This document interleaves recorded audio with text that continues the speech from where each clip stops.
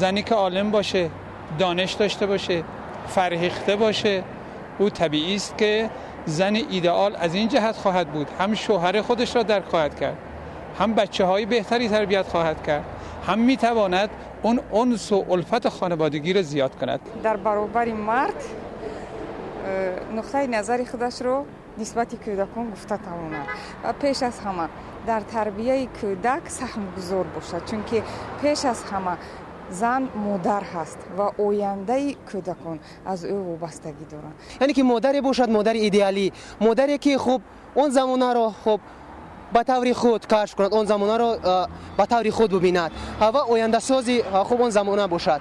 زنی که سواد دارد و از همه جهت همه چی رو میفهمد، از جهت زندگیش هم، از جهت تربیت فرزند.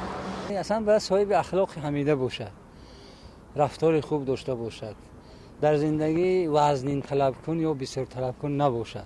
رسول اکرم میگه که بهترین زن اون زنی است که او کم طلب میکنه، یعنی قناعت کرده میتونه برای زندگی من بعد.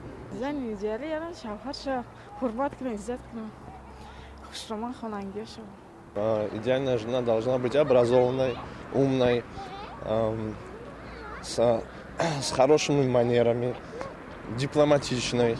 رقاصه نباشه، بیره‌گر نباشه، زن خوب باشه، خانگیر باشه.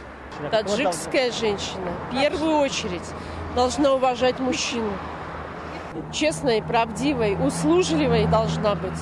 Вот это вот идеал таджикской женщины.